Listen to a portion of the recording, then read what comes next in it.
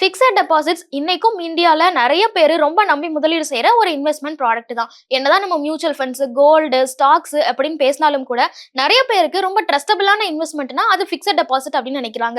ஏன்னா நான் பெருசா இதுல ரிஸ்க் எடுக்க போறதில்ல.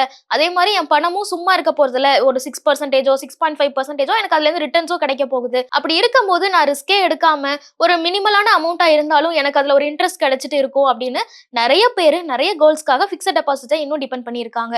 ஆனா அந்த ஃபிக்ஸட் டெபாசிட்குள்ளேயே உங்களுக்கு அதிகமான அளவுல லாபம் தர மாதிரி எப்படி நீங்க சூஸ் பண்றது, எந்தெந்த பேங்க்ஸ்ல என்னென்ன இன்ட்ரெஸ்ட் ரேட் இருக்கு அப்படின்னு தெரிஞ்சுக்கிட்டீங்கன்னா அந்த ஃபிக்ஸட் டெபாசிட்குள்ள கிடைக்கிற இன்ட்ரெஸ்ட்லயே நீங்க எஃபிஷியன்ட்டா ஒரு இன்ட்ரெஸ்ட்டை வாங்க முடியும். சோ அதுக்கான கம்பேரிசன் தான் இந்த வீடியோல பார்க்க போறோம். இன்னைக்கு ஒரு 5 பேங்க்ல கொடுக்கக்கூடிய ஃபிக்ஸட் டெபாசிட் ஸ்கீமை நம்ம கம்பேர் பண்ணி பார்க்கலாம். சோ இந்த ஃபிக்ஸட் டெபாசிட் கம்பேரிசன்ல நம்ம ஃபர்ஸ்ட் பார்க்க போற பேங்க் பஞ்சாப் நேஷனல் பேங்க்.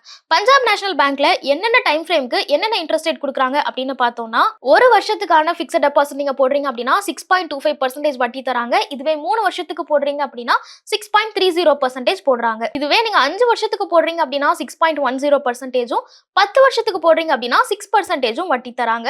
இது எல்லாமே ஜெனரல் சிட்டிசனுக்கான ஒரு இன்ட்ரெஸ்ட் ரேட் தான். நீங்க சீனியர் சிட்டிசனா இருந்தீங்க அப்படின்னா அதுக்கேத்த மாதிரி ஒரு 0.5% வட்டி ஜாஸ்தியா கிடைக்கும். அடுத்து நம்ம பார்க்க போற bank State Bank of India. So இந்தியாவோட மிகப்பெரிய பப்ளிக் செக்டர் நிறுவனமான ஸ்டேட் பேங்க் ஆஃப் இந்தியால என்ன மாதிரியான வட்டி விகிதம் அப்படின்னு தெரிஞ்சுக்கலாம். நீங்க ஒரு வருஷத்துக்கான டைம் ஃப்ரேம்ல டெபாசிட் பண்றீங்க அப்படின்னா 6.25% தராங்க. 2 வருஷத்துக்கு பண்றீங்க அப்படின்னா 6.30% தராங்க. இதுவே 5 வருஷத்துக்கோ இல்ல 10 வருஷத்துக்கோ பண்றீங்க அப்படின்னா 6.05% வட்டி கொடுக்குறாங்க. அடுத்து நம்ம பார்க்க போற bank Bank of Baroda. So இங்க நீங்க ஒரு வருஷத்துக்கு ஃபிக்ஸட் டெபாசிட் போடுறீங்க அப்படின்னா 6.10% வட்டி தராங்க. இதுவே 3 வருஷத்துக்கு போடுறீங்க அப்படின்னா 6.25% வட்டி தராங்க. அதே மாதிரி 5 வருஷத்துக்கு போட்டீங்கன்னா 6.30%, 10 வருஷத்துக்கு போடுறீங்க அப்படின்னா 6% உங்களுக்கு வட்டி போடுறாங்க. அடுத்ததா நம்ம பார்க்க போற bank Union Bank of India. So இவங்க கிட்ட நீங்க ஒரு வருஷத்துக்கு ஃபிக்ஸட் டெபாசிட் போடுறீங்க அப்படின்னா 6.25% வட்டி கொடுக்குறாங்க. இதுவே 3 வருஷத்துக்கு போட்டீங்க அப்படின்னா 6.30% வட்டி கொடுக்குறாங்க. இது இல்லாம 5 வருஷத்துக்கோ இல்ல 10 வருஷத்துக்கோ போடுறீங்க அப்படின்னா 6% உங்களுக்கு வட்டி கொடுக்குறாங்க. அடுத்தது மகாராஷ்டிரா பேங்க். இந்த பேங்கை பொறுத்த வரைக்கும் நீங்க ஒரு வருஷத்துக்கு போடுறீங்க அப்படின்னா 6.20% வட்டி தராங்க. இதுவே 3 வருஷத்துக்கு போட்டீங்கன்னா 5.25%, 5 வருஷத்துக்கோ இல்ல 10 வருஷத்துக்கோ போட்டீங்க அப்படின்னா 5% வட்டி தராங்க.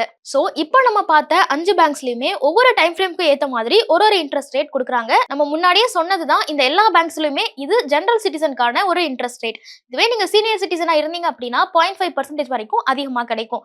சோ நீங்க முதல்ல எந்த டைம் ஃப்ரேம்க்கு அந்த ஃபிக்ஸட் டெபாசிட்டை போட போறீங்க, எவ்வளவு கால அளவுக்கு உங்களுக்கு அது தேவையில்லை அப்படின்னு யோசிங்க. சோ ஃபர்ஸ்ட் உங்களோட டென்யூரை நீங்க டிசைட் பண்ணிட்டீங்க அப்படின்னா அதுக்கப்புறம் எந்த பேங்க்ல எவ்வளவு அதுக்கு வட்டி தராங்க அப்படிங்கறத நீங்க செக் பண்ணலாம். எந்த பேங்க்ல ஜாஸ்தியா வட்டி தராங்க அப்படிங்கறத நீங்க கம்பேர் பண்ணிட்டீங்கன்னா உங்களுக்கு அதுல போய் இன்வெஸ்ட் பண்றதுக்கு ஈஸியா இருக்கும். சோ நீங்க பெரும்பாலும் பாத்தீங்க அப்படின்னா ஒரு 0.5 இல்ல 0.25% தான் எல்லா பேங்க்லயும் டிஃபரன்ஸ் இருக்கும். பட் அது கூட நீங்க பெரிய அமௌண்டா இன்வெஸ்ட் பண்ணும்போது ஒரு டீசென்டான சேஞ்சை உங்களுக்கு ரிட்டர்ன்ஸ்ல ஏற்படுத்தி தரும். அதனால நீங்க ஃபிக்ஸட் டெபாசிட் தான் போட போறேன், எனக்கு மத்த முதலீடுகள் தேவையில்லை அப்படின்னு முடிவு பண்ணிட்டீங்க அப்படின்னாலோ, அதே மாதிரி நீங்க ஒரு ரிட்டையரியா இருக்கிறீங்க, உங்க கையில ஒரு லம்சமா ஒரு பணம் வந்திருக்கு, அதை போய் நான் இன்வெஸ்ட் பண்ண போறேன் அப்படின்னு நினைச்சீங்கனாலோ கண்டிப்பா இந்த இன்ட்ரெஸ்ட் ரேட்டை கம்பேர் பண்ணி பாருங்க. அது மட்டும் இல்லாம நீங்க இன்வெஸ்ட் பண்ற பேங்க் எந்த அளவுக்கு சேஃபா இருக்கு, சோ அவங்க கிட்ட DIGCC ப்ரொவைட் பண்ற இன்சூரன்ஸ் எல்லாம் இருக்கா அப்படிங்கறதையும் செக் பண்ணுங்க. இந்த எல்லா ஃபேக்டரையும் செக் பண்ணி பார்த்துட்டு உங்களுக்கு எது கன்வீனியன்ட்டா இருக்கும், எந்த பேங்க்ல உங்களுக்கு அதிகமான அளவுல ரிட்டர்ன்ஸ் கிடைக்கும், அதே மாதிரி உங்க பணம் எங்க ரொம்ப சேஃபா இருக்கும் அப்படிங்கிற ஃபேக்டர் எல்லாம் செக் பண்ணிட்டு அதுக்கப்புறமா ஃபிக்ஸட் டெபாசிட்ல இன்வெஸ்ட் பண்ணுங்க.